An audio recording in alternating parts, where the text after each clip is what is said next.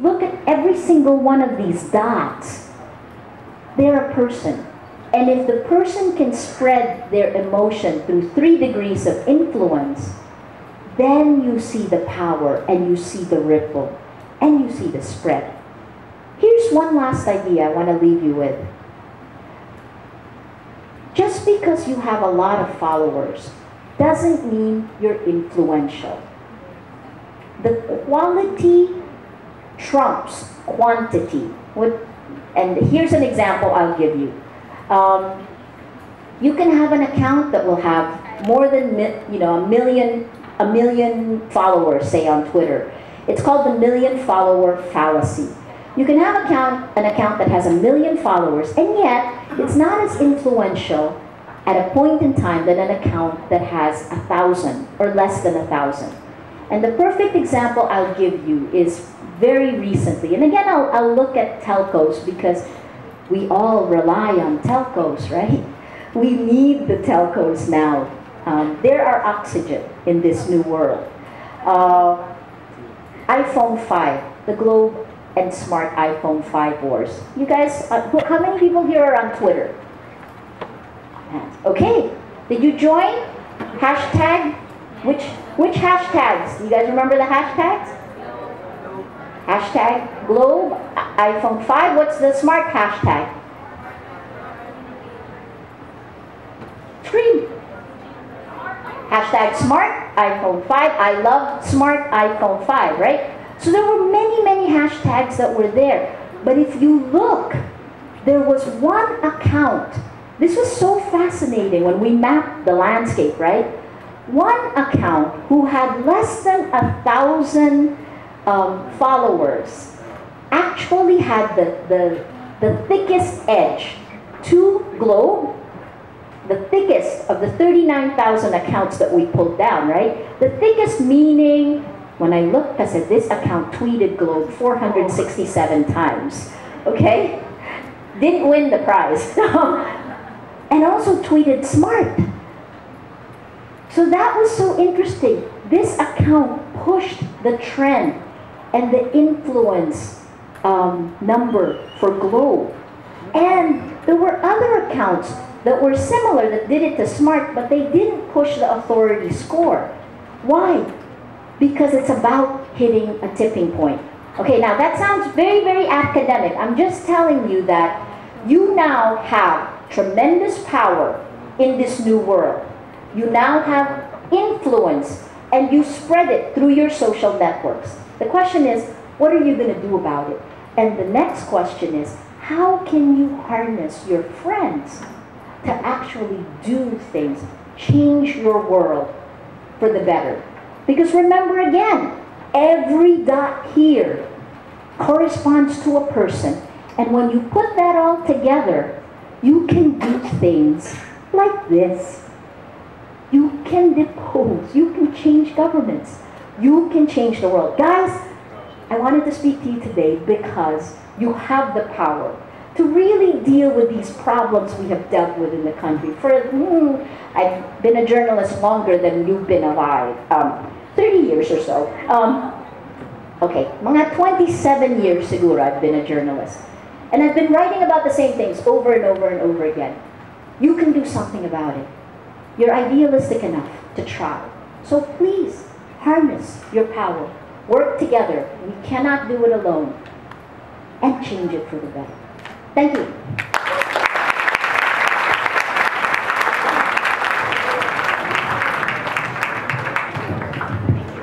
Thank you so much, Ms. Ressa, for that very interesting talk. Morgans, I'm back to being a student now. I love to listen to her. Yeah, we're all students. Yes. Okay, it's quite very interesting, extra interesting talk from Ms. Ressa. Thank you very much, ma'am. And we're now ready. I think Ms. Ressa is now ready to answer your questions. So and I think we will be hearing a lot of questions from our students. Anyone want to start? Social media savvy. Yes. Yes, sir. Please state your name and the school you came from.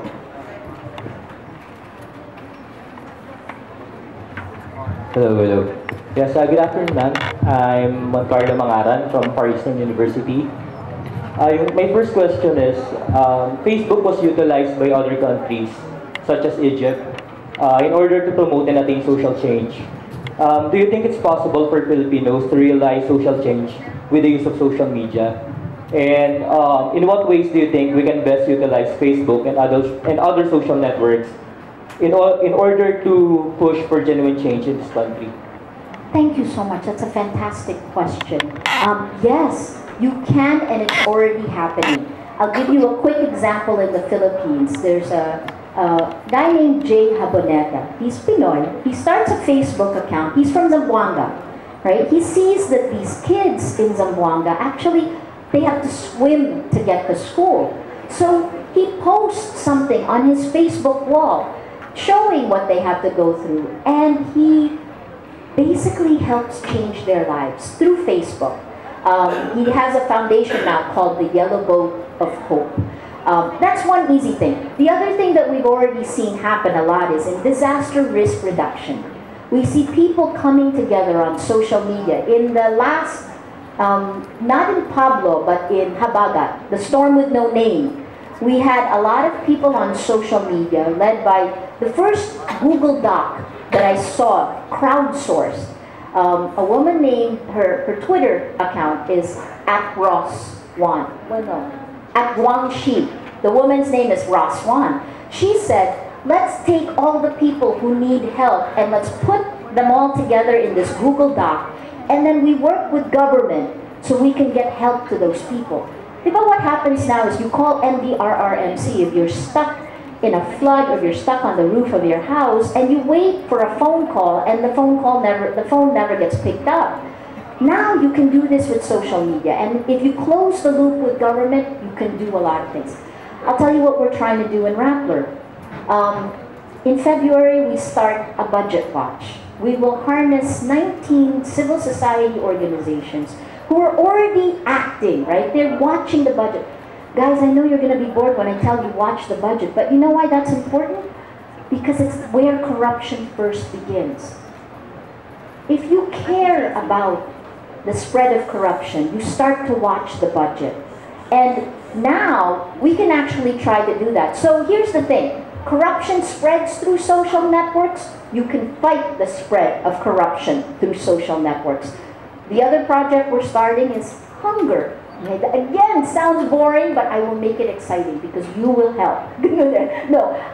Hunger. Did you realize that Philippines grew tremendously, 7.1% in the third quarter of last year? We expect growth this year to hit 7.8% GDP.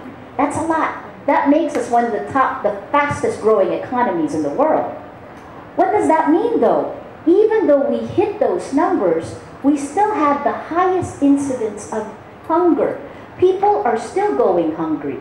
And you should look at your own diet. It's not that you're not eating, it's that you're not eating the right food. So for example, if you see, there are provinces, when you go in the province, and you'll see some people with slightly orange hair. It's because they don't have the nutrients. I know I'm telling you too much about hunger, and I could be boring you, but guys, these are the long-term, fundamental causes that we can change.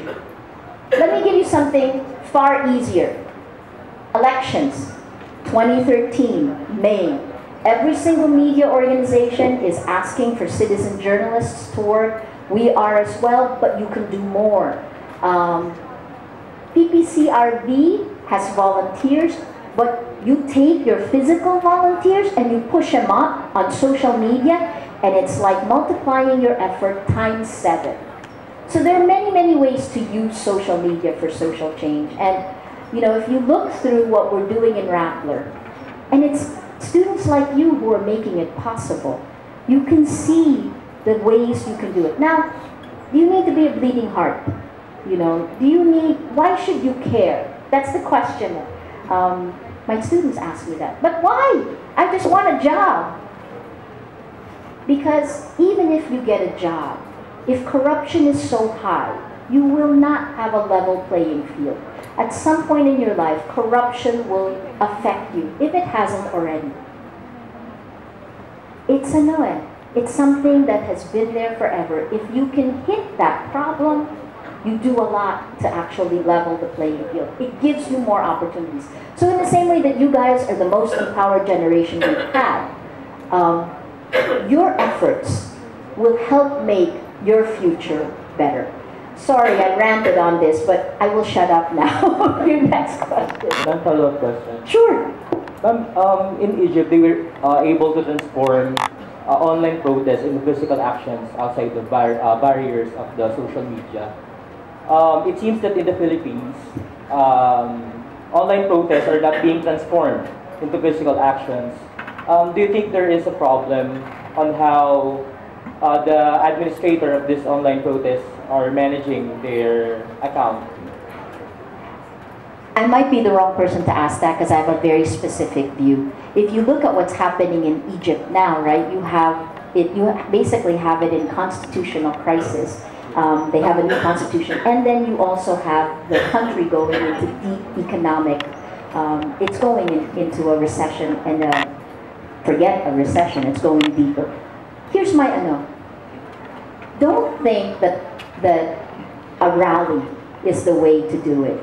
It's an easy physical thing, but if you look, some of our groups, and it's largely led, and I'm going to say this because this is what we've seen, left-leaning groups have gotten the protest rally down to a snap. It isn't the protest that is important. It is the concerted action after the protest, right? So I'll give you an example of a concerted action that happened online that translated to real-world impact. In the Philippines, cybercrime. Cybercrime. Did you guys follow hashtag Sinoto? Did you tweet hashtag Sinoto?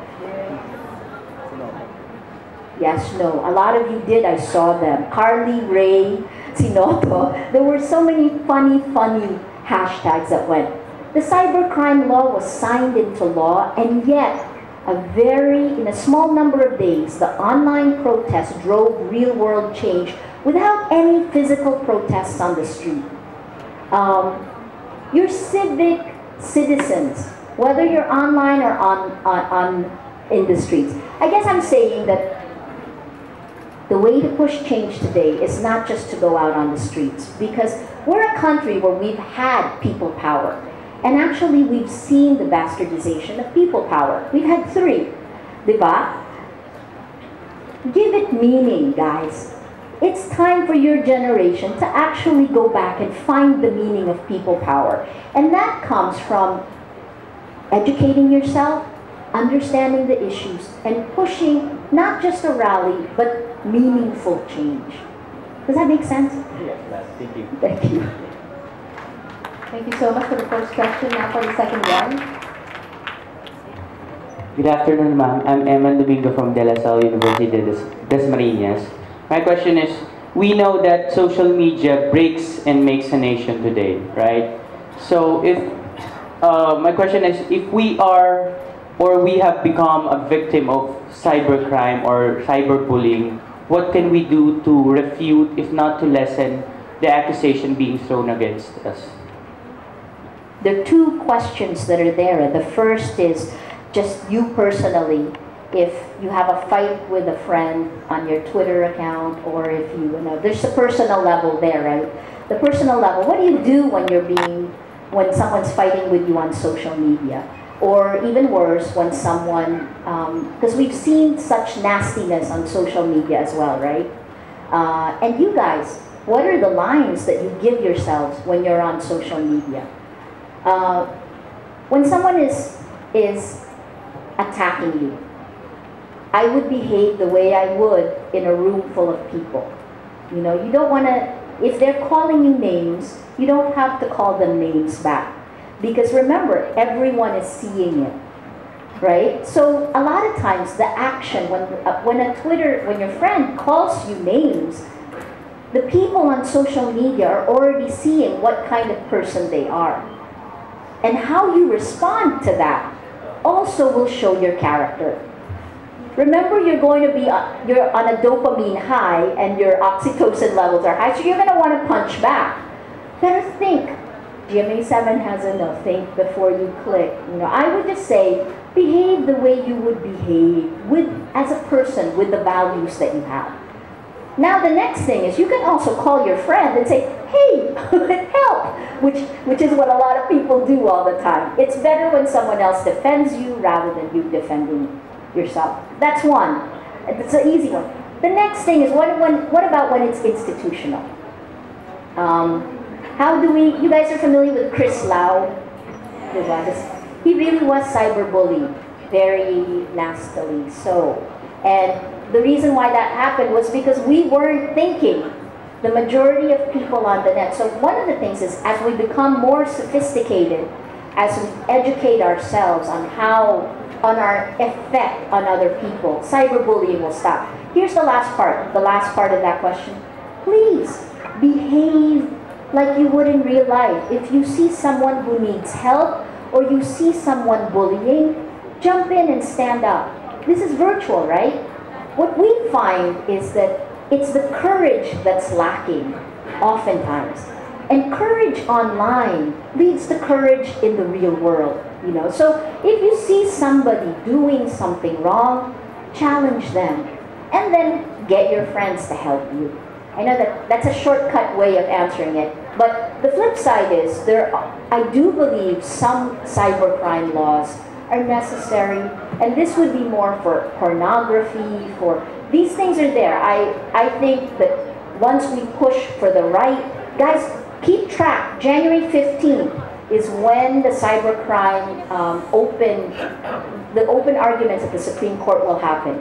You have a vested interest in this, because if the cybercrime law is implemented as is, you will not be free on the internet. So keep looking at it. There is some need. There is need for a cybercrime law, but not for this one. Not for this one. Thank you, ma'am. Thank you. Our last question. Good afternoon, ma'am. My name is Lea Bonicay. I'm from PLM. I only have one question for you today. And since you've mentioned earlier that most of the population already uses social media, I would like to ask, what can you say about the issue that large web organizations such as yours, Rappler, are being used by PR entities or other major companies to create or generate false friends for their own profits? Interesting. Well, first is, the majority of Filipinos are not yet on social media. And we actually hope that both Smart and Globe will get us there, right? And I think this is the tipping point year, right, Mom? Oh, sabi niya, yes, tipping point year. So we hope that we have 101 million Filipinos, and only 30 million are on the internet. You know, actually, you have 33 million on the internet and 30 million on Facebook. So if we can get the mobile access up, and you can access the internet and your social media accounts through your mobile phone, you're going to get that number much higher. The second thing is, it's not actually the news groups that are the ones that are, in quotes, being used. And it's not any different. How do I explain this? It's quite complex. It's the same way that a company buys advertising on television, right? So when you have a 30-second ad, let's say in TV Patrol or 24 Oras, a 30-second ad can go anywhere from 180,000 pesos to 250,000 pesos. But you get access to the audience. So advertising pays for the content that you are actually consuming, because you're not paying for it. Remember, it's free to you to watch the news in any station, but it's being paid for by the advertiser who is getting access to you. On social media, what we're seeing now is actually our celebrity accounts that are used, and again, I will used is not the right word, that are hired for specific things. My question there is this: social media is still so new that you have no idea whether trending means influence. And in fact, what I've seen in the maps that we've done is trending doesn't necessarily mean influence. So when you're saying that the question that's implicit, the assumption implicit in your question is that there is something wrong in that. What I'm saying is, I don't think you can say right or wrong. I think you can say that these are all experiments that are happening now. And what you should do is, if you